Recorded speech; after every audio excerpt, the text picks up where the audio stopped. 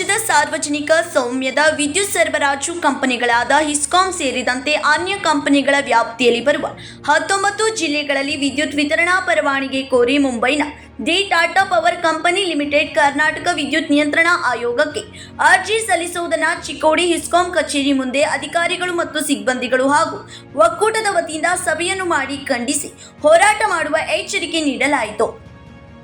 ಈ ಸಂದರ್ಭದಲ್ಲಿ ಕರ್ನಾಟಕ ವಿದ್ಯುತ್ ಪ್ರಸರಣಾ ನಿಗಮದ ನೌಕರರ ಒಕ್ಕೂಟ ಸಂಘದ ಕಾರ್ಯದರ್ಶಿ ಎಸ್.ಪಿ. ಕುಲಕರ್ಣಿ ಮಾತನಾಡಿ, ನಿಗಮದ ಪ್ರಸರಣಾ ಕಾರ್ಯವು ಖಾಸಗಿ ಕಂಪನಿಗಳಿಗೆ ನೀಡಿದರೆ ರೈತರಿಗೆ ಆಸರೆಯಾಗಿರುವ ಜಮೀನುಗಳಿಗೆ ಉಚಿತ ವಿದ್ಯುತ್ ಸೌಲಭ್ಯ ಹಾಗೂ ಗಂಗಾ ಕಲ್ಯಾಣದಂತಹ ಅನೇಕ ಯೋಜನೆಗಳು ಕೈ ತಪ್ಪುವ ಅಪಾಯವಿದೆ.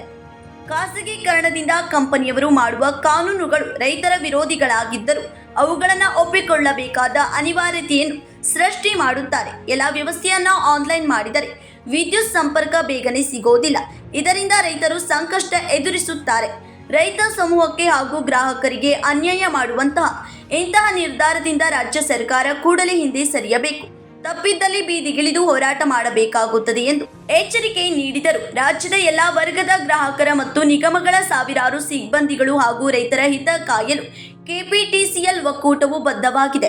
ಒಂದು ವೇಳೆ ಖಾಸಗಿ ಸಂಸ್ಥೆಗೆ ಅನುಮತಿ ನೀಡಲು ಮುಂದಾದಲ್ಲಿ ಒಕ್ಕೂಟವು ಕೇವಲ ಆಕ್ಷೇಪಣೆ ಸಲ್ಲಿಸುವುದಕ್ಕೆ ಸೀಮಿತವಾಗದೆ ರಾಜ್ಯಾದ್ಯಂತ ಉಗ್ರ ಪ್ರತಿಭಟನೆ ಹಮ್ಮಿಕೊಳ್ಳುವುದಾಗಿ ನ್ಯಾಯಾಲಯದಲ್ಲಿ ಹೋರಾಟವನ್ನು ಕೈಗೆತ್ತಿಕೊಳ್ಳಲಿದೆ. ನಮ್ಮ ಹೋರಾಟಕ್ಕೆ ರೈತ ಸಂಘಟನೆಗಳು, ಕನ್ನಡ ಪರ ಸಂಘಟನೆಗಳು ಹಾಗೂ ಗ್ರಾಹಕರು ಈ ನಿರ್ಣಯಕ್ಕೆ ವಿರೋಧಿಸಬೇಕು ಎಂದು ಕೋರಿದರು. ಕಾರ್ಯನಿರ್ವಾಹಕ ಅಭಿಯಂತರರು ಸುಪ್ರಭಾ ಬಂಡಕರ್, ಸಹಾಯಕ ಕಾರ್ಯಕಾರಿ ಅಭಿಯಂತರರಾದ ಸಂಜಯ್ ಸುಖಸಾರೆ, ಎಸ್ಪಿ ತಹಶೀಲ್ದಾರ್ ಮಾತನಾಡಿ, ನಮ್ಮಲ್ಲಿ ಅದ್ಭುತ ತಾಂತ್ರಿಕ ಸಾಮರ್ಥ್ಯ, ಮೂಲ ಸೌಕರ್ಯ ಮತ್ತು ರಾಜ್ಯ ಸರ್ಕಾರದ ಸುಗಮ ಆಡಳಿತ ನಿರ್ವಹಣೆ ಇರುವಾಗ ಪರ ರಾಜ್ಯದ ಲಾಭ ಕೋರಿ ಖಾಸಗಿ ಸಂಸ್ಥೆಗೆ ಕರ್ನಾಟಕದ ವಿದ್ಯುತ್ ಕ್ಷೇತ್ರವನ್ನು ಸ್ಥಳಾಂತರಿಸಲು ಯಾವುದೇ ಕಾರಣಕ್ಕೂ ಬಿಡುವುದಿಲ್ಲ. ಕರ್ನಾಟಕ ವಿದ್ಯುತ್ ಶಕ್ತಿ ಆಯೋಗವು ಟಾಟಾ ಪವರ್ ಸಂಸ್ಥೆಯ ಅರ್ಜಿಯನ್ನು ತಕ್ಷಣವೇ ತಿರಸ್ಕರಿಸಬೇಕು. ಕುಲಕರ್ಣಿ ಸರ್ ಒಂದು ಮೇಲೆ ಬೆಳಿಗ್ಗೆನ ಕರೆ ಕೊಟ್ಟಿದ್ರೆ ಅವ್ರಿಗೆಲ್ಲ ನಾವು ಡಿವಿಷನ್ ಲೆವೆಲಲ್ಲಿ ಎಕ್ಸಿಕ್ಯೂಟಿವ್ ಮೇಡಮ್ ಅವರು ಎಲ್ಲ AW ಇದ್ದಾರೆ, ಆಮೇಲೆ ಎಲ್ಲ ವಿವಿಧ ಅಧಿಕಾರಿಗಳು ಕೂಡಿ ಒಂದು ಸಭೆಯನ್ನು ಮಾಡಿದ್ವಿ. ಮುಂದೆ ಬರ್ತಕ್ಕಂಥ ದಿನಗಳು ನಾವು ಹಂತವಾಗಿ ಪ್ರೈವೇಟೈಸೇಷನ್ನ ವಿರೋಧಿಸಬೇಕಾದ್ರೆ ಏನೇನು ಮಾಡಬೇಕು, ನಮ್ಮ ಲೈನ್ಮನ್ GP ಆಮೇಲೆ MR ಕಡೆಯಿಂದ ಯಾವ ಥರ ಕೆಳಗಡೆ ಫೀಲ್ಡ್ ಲೆವೆಲಲ್ಲಿ ರೂಪುರೇಷೆಗಳನ್ನು ಮಾಡಬೇಕಂತ ಇನ್ನೆಲ್ಲ ಸ್ವಲ್ಪ ಚರ್ಚೆ ಆಗಿದೆ. ಈಗ ಮೇಲಾಧಿಕಾರಿಗಳಿಂದ ಏನು ಆದೇಶ ಬರ್ತದೆ ಯೂನಿಯನ್ದಿಂದ ಆಗಲಿ ಅಸೋಸಿಯೇಷನ್ಗಳಿಂದ ಆಗಲಿ ಅದಕ್ಕೆಲ್ಲರೂ ವೇಟ್ ಮಾಡ್ತಾಯಿದ್ದೀವಿ. ಈಗ ಮುಖ್ಯವಾಗಿ ಹೇಳ್ಬೇಕಂದ್ರೆ ಯಾವುದೇ ವಸ್ತು ನಾವು ಕಳ್ಕೊಂಡ ಮೇಲೆ ಅದರದ ವ್ಯಾಲ್ಯೂ ಗೊತ್ತಾಗ್ತದೆ. ಅದಕ್ಕೆ ಕಷ್ಟಪಟ್ಟು ಎಲ್ಲರೂ ಬೇರೆ ಬೇರೆ ಇದರಿಂದ ಬಂದು ನಾವಲ್ಲಿ ಕುಟುಂಬ ಥರ ಒಂದು ಇದರಲ್ಲಿ ಹೆಸ್ಕಾಮ್ದಲ್ಲಿ ಕೆಲಸ ಮಾಡ್ತಾಯಿದ್ದೀವಿ. ಎಷ್ಟೋ ಲೈನ್ಮನ್ಗಳು ಹೊಸದಾಗಿ ಸೇರಿದ್ದಾರೆ. ಒಂದು ಕನಸು ಕಂಡುಕೊಂಡು ನಾ ಈ ಹೆಸ್ಕಾಮಲ್ಲಿ ಕೆಲಸ ಮಾಡಿ ನಮ್ಮ ತಂದೆ ತಾಯಿಗಳನ್ನ ಸಾಕ್ತೀನಿ, ಮಕ್ಕಳಿಗೆ ಒಳ್ಳೆಯ ವಿದ್ಯಾಭ್ಯಾಸ ಕೊಡ್ತೀನಿ, ನಾನು ಒಳ್ಳೆಯ ಜೀವನವನ್ನು ಸಾಗಿಸ್ತೀನಿ ಅಂತ ಕನಸಿಟ್ಕೊಂಡೆಲ್ಲ ಬಂದಿದ್ದಾರೆ. ನೀವು ಕೆಲವರು ಅರ್ಧ ಸರ್ವಿಸ್ ಆಗಿರ್ಬೋದು, ಕೆಲವರು ರಿಟೈರ್ಮೆಂಟ್ ಹತ್ತಿರ ಇರ್ಬೋದು, ಕೆಲವರು ಈಗ ನೀವು ಈ ಹೆಸ್ಕಾಂ ಇಲಾಖೆಯಲ್ಲಿ ದಾಪಕಲ್ಲಿ ಇಟ್ಟಿದ್ದೀರಿ. ಅದಕ್ಕೋಸ್ಕರ ಇಲ್ಲಿವರೆಗೆ ಇದ್ರ ಹಿಂದೆ ನಾವು ಏನೋ ಸ್ಟ್ರೈಕ್ಗಳು ಮಾಡ್ತಿದ್ವಿ, ಯಾವುದೋ ಒಂದು ಪ್ರಮೋಷನ್ಗೋಸ್ಕರ ಇರ್ಬೋದು, ಅಥವಾ ಯಾವುದೋ ಒಂದು ವರ್ಗಾವಣೆಗೋಸ್ಕರ ಇರ್ಬೋದು, ಅಥವಾ ನಮಗೆ ಮೆನ್ಸ್ ಬೇಕು, ಮೆಟೀರಿಯಲ್ ಬೇಕು ಅಂತ ಮಾಡ್ತಿದ್ವಿ. ಬಟ್ ಇವತ್ತೇನಿದೆ, ನಮ್ಮ ಅಸ್ತಿತ್ವದ ಪ್ರಶ್ನೆನೇ ಬಂದಿದೆ. ಈಗ ಎಲ್ಲ ಒಬ್ಬ ಲೈನ್ಮನ್ GP MR ಹಿಡ್ಕೊಂಡು ನಮ್ಮ ಟೋಟಲ್ ಇಡೀ ಕೆಪಿಟಿಸಿಎಲ್ ಆ್ಯಂಡ್ ಆಲ್ ಹೆಸ್ಕಾಮ್ಗಳಿಗೆ ಏನು ನಾವೆಲ್ಲ ಒಂದು ನೌಕರರು ಅಧಿಕಾರಿಗಳಿದ್ದೇವೆಲ್ಲ ಅವ್ರ ಭವಿಷ್ಯದ ಪ್ರಶ್ನೆ ಇದೆ. ಈಗ ಅದಕ್ಕೋಸ್ಕರ ದಯವಿಟ್ಟು ಇಲ್ಲಿವರೆಗೆಲ್ಲ ಮಾತಾಡಿದ್ದಾರೆ.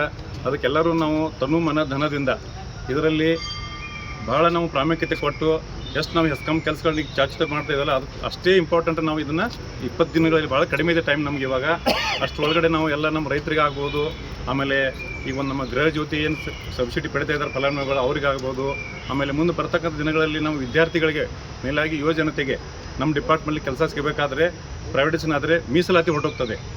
ಇವಾಗ ಎಲ್ಲರೂ ತಮ್ಮ ಒಂದು ಮೀಸಲಾತಿ ಪ್ರಕಾರ ನಾವೆಲ್ಲ ಕೆಲಸ ಪಡ್ಕೊಂಡಿದ್ದಾರೆ. ಇಲ್ಲಿ ಆ ಮುಂದೆ ಯಾರಿಗೂ ನಾವು ಪ್ರೈವೇಟೈಸೇಷನ್ ಆದಾಗ ಯಾರಿಗೂ ಸಿಗಲ್ಲ ಆಗ್ತಾ ಇದ್ವು.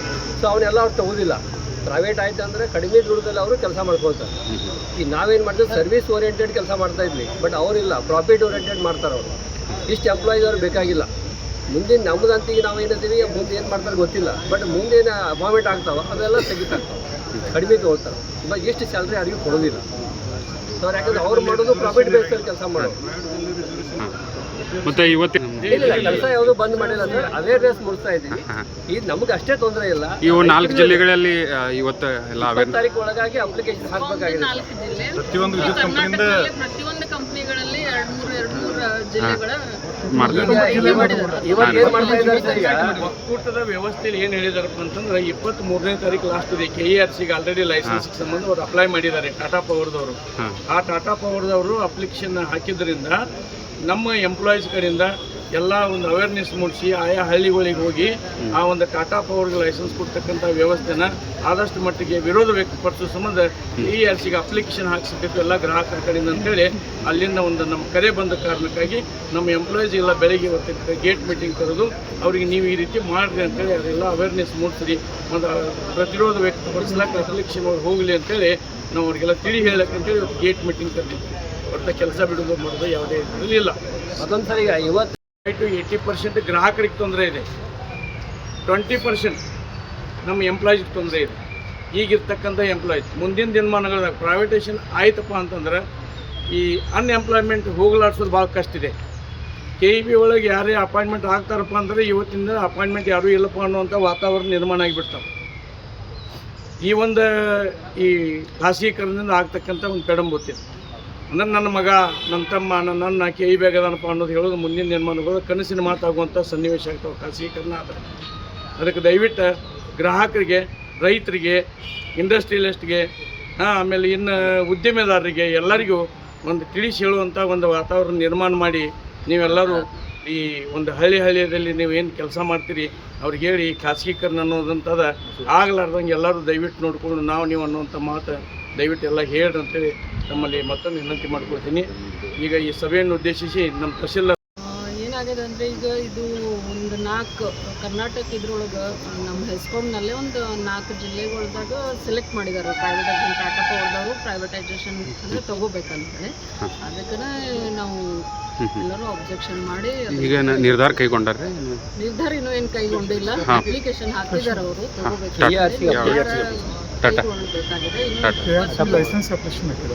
ಅಪ್ಲಿಕೇಶನ್ ಹಾಕಿದ್ದಾರೆ, ಇನ್ನೂ ನಿರ್ಧಾರ ಏನೂ ತಗೊಂಡಿಲ್ಲ.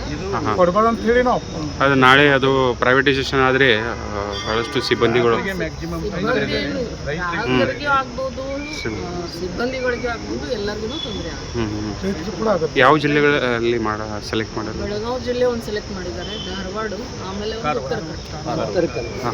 ಅದೇ ಟಾಟಾ ಕಂಪನಿಗೆ ನಾವು ಅಷ್ಟೇ ಇಲ್ಲಿ ಮಾಡ್ತಾ ಇಲ್ಲ ಸರ್. ಇದು ಒಂದು ನಮ್ಮ ಈ ಸಂದರ್ಭದಲ್ಲಿ Sachin Magdum, IM Sambhaji, NT Patil, DA Mulla, Pandit Kamble ಸೇರಿದಂತೆ ಚಿಕ್ಕೋಡಿ ಹಿಸ್ಕಾಂ ವಿಭಾಗೀಯ ಅಧಿಕಾರಿಗಳು, ಸಿಬ್ಬಂದಿಗಳು, ಒಕ್ಕೂಟದ ಪದಾಧಿಕಾರಿಗಳು, ಸದಸ್ಯರು ಭಾಗಿಯಾಗಿದ್ದರು. Uday Hosamani, KMM Kannada news, Chikkodi.